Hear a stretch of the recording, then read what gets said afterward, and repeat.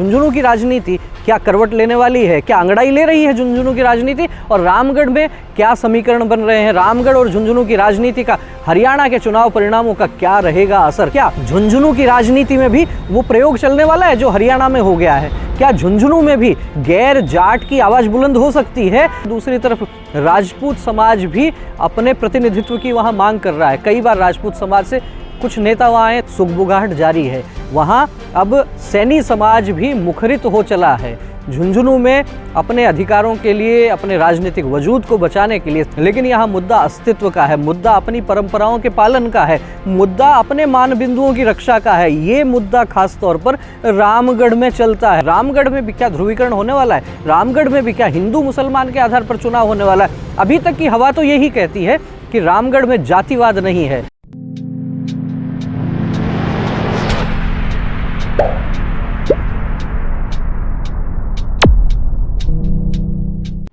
नमस्कार, मैं हूं विवेकानंद शर्मा और आप देख रहे हैं the Vivek views. The Vivek views के इस एपिसोड में हम पड़ताल करेंगे कि आखिर हरियाणा के जो चुनाव परिणाम आए हैं उनका राजस्थान की राजनीति और ख़ास तौर पर राजस्थान में जो 7 सीटों पर उपचुनाव हो रहे हैं उस पर क्या पड़ेगा असर। ये असर कैसे पड़ेगा, क्या पड़ेगा, इसके पहले ये बता देना ज़रूरी है कि राजस्थान में जिन 7 सीटों पर उपचुनाव होना है उनमें 2 सीटें ऐसी हैं जो हरियाणा से लगती हुई हैं। एक सीट है अलवर ज़िले की रामगढ़ और दूसरी सीट है झुंझुनू। मैं अभी आया हुआ हूँ अलवर ज़िले के रामगढ़ क्षेत्र में जहाँ उपचुनाव होना है और यहाँ की क्या हवा चल रही है, क्या है मुद्दे, इनको खंगालने का प्रयास कर रहा हूँ। पिछले 7 दिन से मैं रामगढ़ के गांव-गांव में घूम रहा हूं, लेकिन अभी चूंकि जैसे हरियाणा के चुनावों का परिणाम आया है और लग रहा था कि कांग्रेस एक तरफा क्लीन स्वीप करने वाली है, लेकिन हुआ क्या, जब ईवीएम खुली तो शुरू में ज़रूर कांग्रेसियों के लिए प्रसन्नता का विषय रहा, लेकिन उसके बाद में धीरे धीरे बीजेपी ने यूँ कह सकते हैं कि कछुआ चाल चलते हुए और वहाँ अपनी बढ़त बना ली। लेकिन उसका असर रामगढ़ पर क्या पड़ने वाला है ये महत्वपूर्ण है देखना। तो रामगढ़ सीट की यदि बात करते हैं तो इस पर जो असर होगा ये होने वाला है कि एक तो भारतीय जनता पार्टी के कार्यकर्ताओं में यहाँ हरियाणा की जीत से अपने आप एक स्वाभाविक रूप से जो उत्साह का माहौल बना है वो भाजपा को यहाँ कुछ लाभ पहुँचा सकता है। यूँ तो रामगढ़ की जो सीट है वो 1990 के बाद में एक प्रकार से बदल गई, उसके समीकरण बहुत सारे चेंज हो गए। 1990 के बाद में भारतीय जनता पार्टी की तरफ से ज्ञानदेव आहूजा एक मोर्चा संभाले रहे, कांग्रेस की तरफ से जुबेर खान एक मोर्चा संभाले हुए थे। जुबेर खान का पिछले दिनों निधन हो गया और ज्ञानदेव आहूजा के संदर्भ में भी कहें तो एक प्रकार से उनकी जगह नई पीढ़ी आ गई। जय आहूजा इस समय जो है उनकी जगह एक प्रकार से ले चुके हैं। सुखवंत सिंह के नाम से भी एक कैंडिडेट जिनको बीच में मौका दिया गया था वो भी यहाँ हैं और भी कई दावेदार हैं यहाँ टिकट को लेके। वो खैर अलग विषय हो सकता है, दावेदारों की हम नामों की चर्चा करेंगे तो बहुत से दावेदार हो सकते हैं, कौन मजबूत है कौन कमज़ोर है, किसके क्या पक्ष में समीकरण है, क्या अलग है, वो अलग विषय, मैं उसमें अभी नहीं जाना चाहता। लेकिन मैं ये कहना चाहता हूँ कि हरियाणा का जो परिणाम है और ख़ास तौर पर यहाँ से जो लगता हुआ क्षेत्र है, जो मेवात का क्षेत्र है, नूंह का क्षेत्र है, उसमें जिस तरीके से मुस्लिम वोटों का ध्रुवीकरण हुआ है, एक तरफा जो पोलिंग मुसलमान जो हैं उनके वोटों की कांग्रेस की तरफ गई है, वो परिणाम बताते हैं कितने बड़े मार्जिन से वहाँ पर कांग्रेस पार्टी के नेता वहाँ चुनाव जीते हैं। लेकिन उसको देखते हुए ही रामगढ़ में भी क्या ध्रुवीकरण होने वाला है, रामगढ़ में भी क्या हिंदू मुसलमान के आधार पर चुनाव होने वाला है। अभी तक की हवा तो यही कहती है कि रामगढ़ में जातिवाद नहीं है, रामगढ़ में सीधा चुनाव जो है वो मेव मुसलमान वर्सेज हिंदू, और इसमें भी पुरुषार्थी समाज की जो बात होती है, पाकिस्तान से जो विस्थापित लोग आज़ादी के समय आए थे, बड़ी संख्या में वो लोग यहाँ रहते हैं और साथ ही साथ अलग अलग छोटे छोटे विषयों पर गो तस्करी, गोकशी का यहाँ बड़ा मुद्दा रहता है, टटलूबाजी यहाँ बड़ा मुद्दा रहता है। और वास्तव में जो गाँव में हमारी बात हो रही है, लोग यही कहते हैं कि विकास तो हर कोई पार्टी करवाती है, जिसकी भी सरकार आती है वो बिजली पानी सड़क पर कोई कम काम करवाता है, कोई ज़्यादा करवाता है। लेकिन यहाँ मुद्दा अस्तित्व का है, मुद्दा अपनी परंपराओं के पालन का है, मुद्दा अपने मान बिंदुओं की रक्षा का है। ये मुद्दा खास तौर पर रामगढ़ में चलता है। रामगढ़ में बाकी मुद्दे नहीं चलते हैं। जैसी राजनीति आप राजस्थान के अलग अलग हिस्सों में देखते हैं उससे थोड़ी अलग प्रकार की राजनीति। और ज्ञानदेव आहूजा यहाँ से भारतीय जनता पार्टी के विधायक रहे हैं पहले, आप सब उनके बयानों से वाकिफ़ रहे ही होंगे, किस प्रकार के आक्रामक बयान वो दिया करते थे।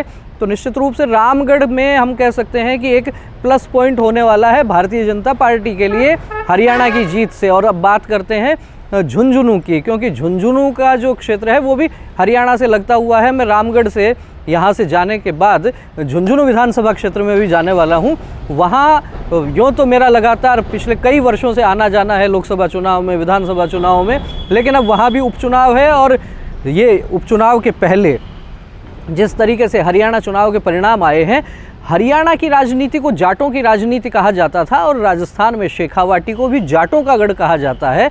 उसमें भी खास तौर पर उसका जो सेंटर है उसको आप झुंझुनू बोल सकते हैं। तो झुंझुनू में जाट राजनीति पिछले 3 दशक से जिस तरीके से प्रभावित हुई है, उसके माध्यम से हम समझ सकते हैं कि हरियाणा का चुनाव इस चुनाव को, झुंझुनू के उपचुनाव को कैसे प्रभावित कर सकता है। एक प्रयोग हुआ है अभी हरियाणा का, यदि आप विश्लेषण करेंगे, मैंने एक शॉर्ट वीडियो में डाला भी था उसका विश्लेषण। हरियाणा में जो भारतीय जनता पार्टी जीती है, अनपेक्षित सफलता थी। भाजपा के नेताओं को भी इतनी आशा नहीं रही होगी, लेकिन वहाँ जिस तरीके से जाट भाजपा से नाराज बताए जाते थे, उसकी काट भाजपा ने की। भाजपा के पूर्व प्रदेश अध्यक्ष जाट नेता डॉक्टर सतीश पूनिया को वहाँ प्रभारी बनाकर भेजा गया। एक मैसेज देने का काम किया गया, क्योंकि हरियाणा के जाट भाजपा से नाराज बताए जा रहे थे। किसान आंदोलन एक बड़ा कारण था, खिलाड़ियों की नाराजगी एक बड़ा कारण था। उसको मैनेज करने का काम डॉक्टर सतीश पूनिया ने वहाँ किया। लेकिन साथ ही साथ जो गैर जाट वोट है उसका ध्रुवीकरण हुआ, वो मोबिलाइज हुआ भाजपा के पक्ष में। आपको आश्चर्य होगा, भाजपा ने पहले मनोहर लाल खट्टर को मुख्यमंत्री बनाया था, फिर नायब सिंह सैनी को इन्होंने मुख्यमंत्री बनाया। अपने आप में एक मास्टर स्ट्रोक था। हरियाणा जैसे जाट लैंड में आप किसी गैर जाट को वहाँ मुख्यमंत्री बनाकर बड़ा दाव खेल रहे हैं, और उस दाव में भाजपा सफल भी हो जाती है।